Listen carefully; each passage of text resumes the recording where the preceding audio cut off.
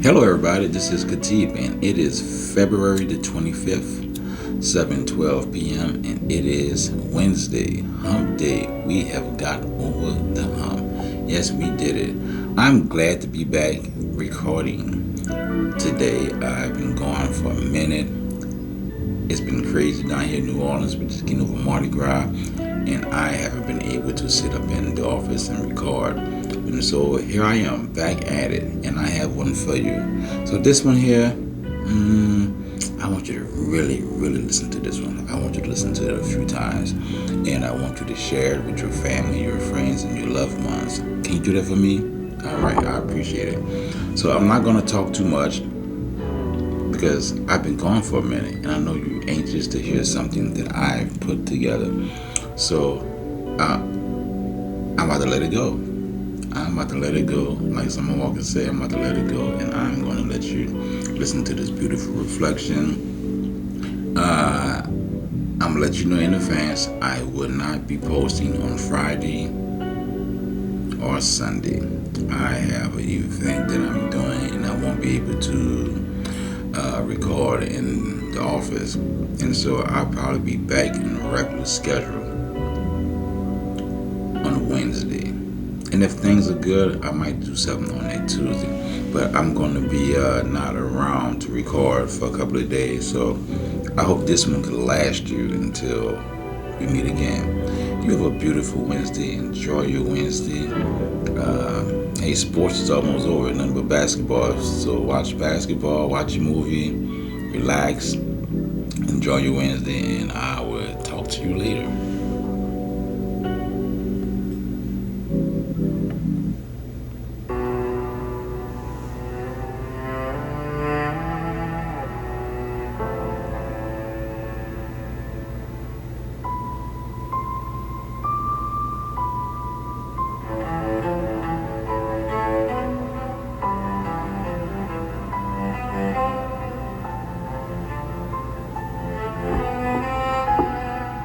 Author's opening note. Here is something most people do not realize about their own body. Your blood is salty, not poetic salty, not metaphorical salty, chemically salty.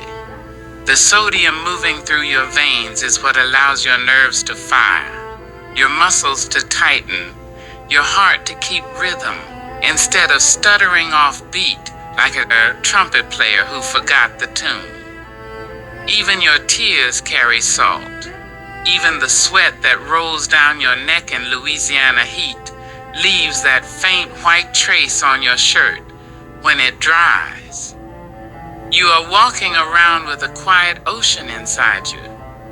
That realization sat heavy on me.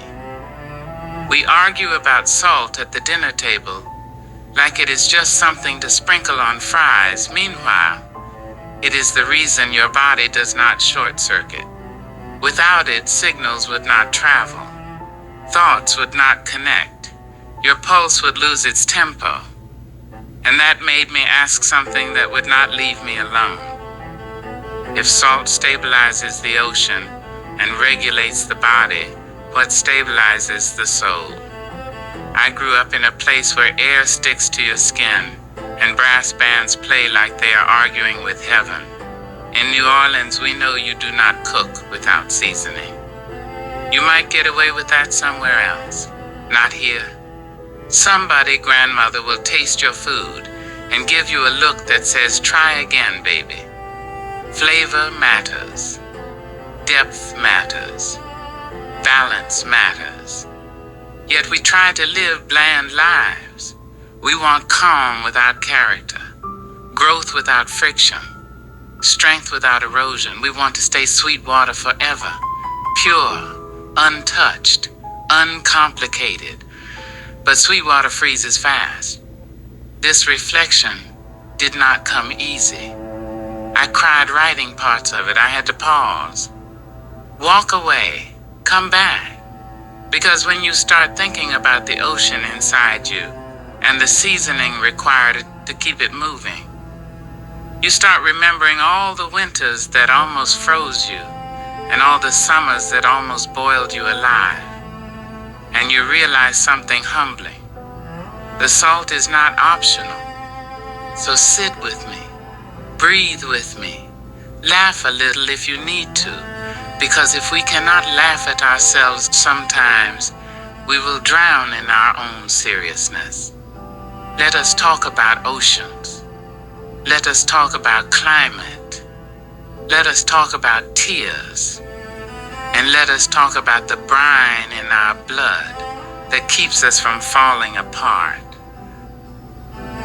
Brine in my blood. How the sea seasons a man and teaches him not to freeze. By Khatib Shunna. I used to sit by the Mississippi River when I needed answers.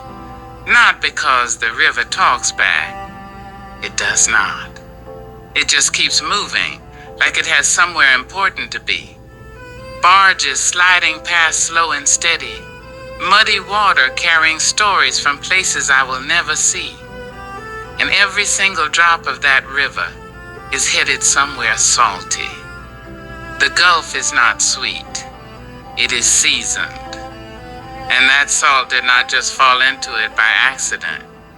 It came from rock breaking down over time, rain scraping against stone, rivers carrying minerals, grain by grain like ancestors passing down hard-earned wisdom. Deep under the sea floor, heat vents push elements upward from places nobody photographs. Salt is born from erosion and fire. That's it. We complain about being worn down. We resent the heat under our feet. We curse the pressure that scrapes at our ego. But what if all of that is producing something necessary in us? Scientists say salt increases the density of seawater, makes it heavier. Here is the twist. That added weight allows life to float. Density creates buoyancy. When I am spiritually grounded, I feel heavier in the right way, not depressed, not burdened, anchored.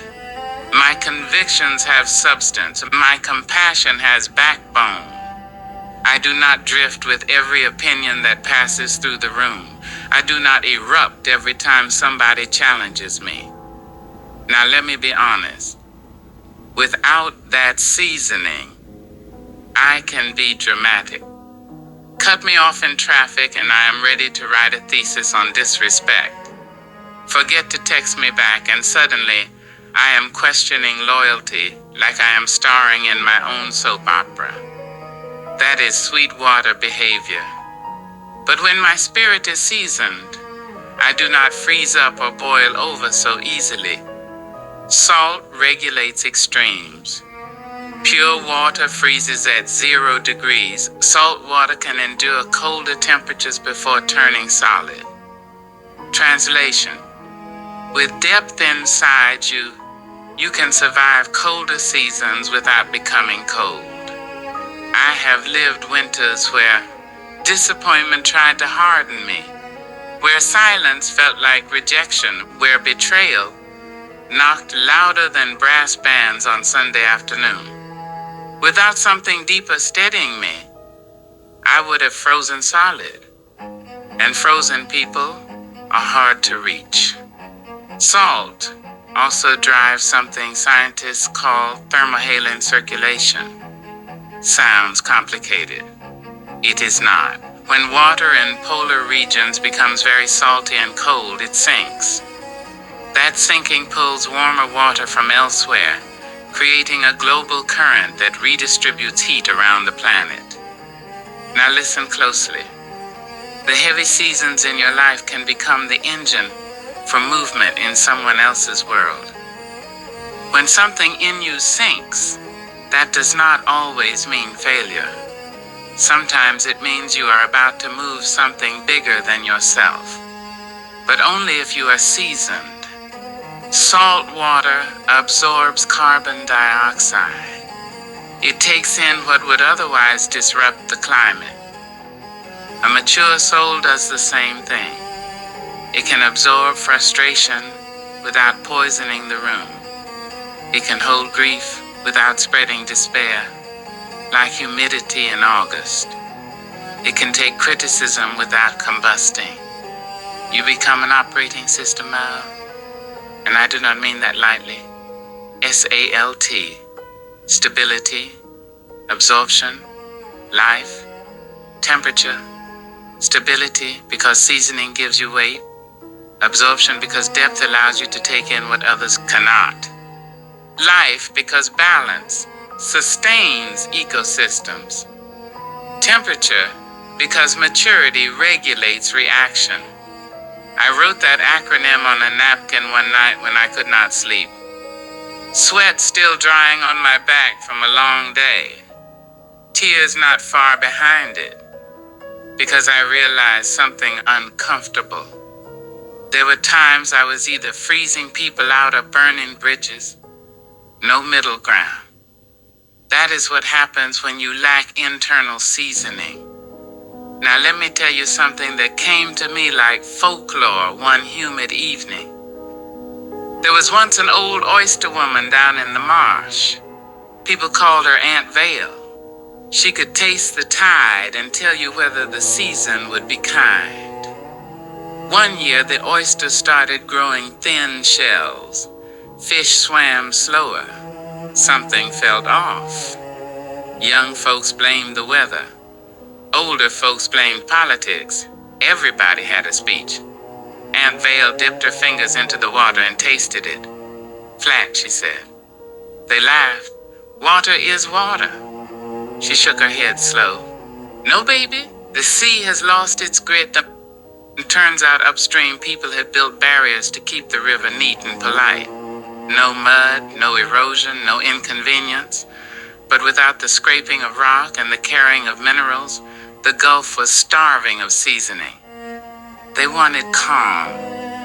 They got weakness. When the barriers were loosened and the river allowed to scrape and carry again, the shells thickened. The rhythm returned. Aunt Vale just smiled like she knew all along. Do not fear what scrapes you, she told them. It might be feeding something deeper than you understand. That story never left me. We want smooth lives, no friction, no breakdown, no heat. We pray for strength and then complain when life hands us weight to lift. And we want to be oceans without salt. It does not work like that. I have sweated through Louisiana summers where the air felt like it was hugging you too tight. Sweat stings your eyes, leaves salt on your skin. That is pressure drawing seasoning out of you. My tears taste the same. I used to think crying meant weakness. Now I know. It means I am still alive enough to feel. We are walking oceans wrapped in skin. And some days we forget. But your internal sea needs seasoning just as much as the Gulf does. And without it, you freeze quicker. You boil faster. You stagnate. And stagnant water breeds things you do not want growing in you. See, where I'm from, water ain't just water. Down here in New Orleans, water got memory. It remembers storms. It remembers levees breaking. It remembers prayers whispered on porches when the sky turned that strange green-gray color and the wind started talking reckless. Water down here ain't polite. It tests you. And if you grew up anywhere near Lake Pontchartrain, you know that lake can look calm in the morning and act brand new by afternoon. Smooth like glass one minute, choppy like it got an attitude the next. That's life too. Now let me say this the way my elders would have said it. Baby, you can't live in Louisiana and be scared of weather. Same way you can't live a full life and be scared of pressure. See, we don't do bland down here. You ever tasted gumbo without seasoning? That's just hot regret in a bowl. Ain't nobody lining up for that. Flavor takes time. You gotta let that roux get dark, not burned. Dark. You gotta stand there and stir it. Patient. Sweat on your forehead, arm getting tired, but you don't rush it, because if you rush it, you ruin it. That's how character works. Some of us been standing over a hot spiritual stove for years, stirring, waiting, wondering why it's taking so long. But depth don't come from convenience. It comes from heat. And let me tell you something else we understand in the Crescent City.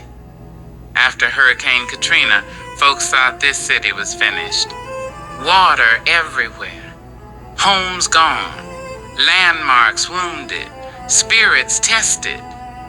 But you know what didn't leave? The seasoning. Second lines still rolled, brass bands still blew, grandmothers still cooked, churches still sang. Because when something is rooted in salt, in tears cried, in prayers whispered, in history survived. You can flood the streets, but you can't drown the soul. And I had to learn that about myself. There were seasons I felt flooded, expectations heavy, relationships shifting like marshland, dreams looking like they was drifting further out than shrimp boats in the Gulf. I got quiet, not peaceful quiet, cold quiet. That I'm good when you're not good, that it's nothing when it's everything. That smile that don't reach your eyes, and down here we call that playing tough for no reason. And one day I had to check myself, because salt don't just preserve, it reveals. You ever cried so hard you felt lighter after? That's internal salinity doing its job. Tears ain't weakness, they regulation. They proof you still soft enough to feel and strong enough to release. I used to think being solid meant being unmovable. But the Mississippi don't move because it's weak. It moves because it's alive. And when the Mississippi River rises, it ain't apologizing. It's responding to what's upstream. Sometimes what's overflowing in you ain't about the moment. It's about build-up. So now I ask myself different questions. Am I freezing people out? Am I boiling over small stuff? Or am I balanced? Because balance is holy work. Salt lets the ocean absorb what would otherwise poison the air. That means it can hold weight without collapsing. Can I hold weight without collapsing? Can I absorb tension without spreading it? Can I walk into a room and shift temperature instead of matching chaos? That's grown seasoning right there. And let me say this with a little Louisiana grin. Don't pray for purpose if you're allergic to pressure. Don't ask to be deep if you're scared of storms. Don't say you want impact if you ain't willing to be stirred. We don't microwave legacy down here. We simmer it. We let time talk to it. We let heat teach it. We let friction shape it. Because smooth stones don't build levees, and density does. Author's closing words. If you made it this far, I want you to hear me plain. You are not behind. You are not broken. You are not drowning. You are seasoning. Every tear you tried to hide, every night you stared at the ceiling asking why, every disappointment that scraped your pride, every prayer you whispered when nobody clapped for you. That's brine. And brine builds depth. From the heart of New Orleans, where we dance in second lines after funerals and cook like memory depends on it. I've learned this. Storms don't define you. Floods don't finish you. Pressure doesn't erase you. It reveals you. So don't rush your roux. Don't curse your heat. Don't fear your sinking season. You are becoming dense enough to carry more. Soft enough to feel. Strong enough to endure. grounded enough to stabilize others. Stay seasoned, stay flowing, stay real. And when life turns up the heat, smile a little and say, baby, I'm built for this.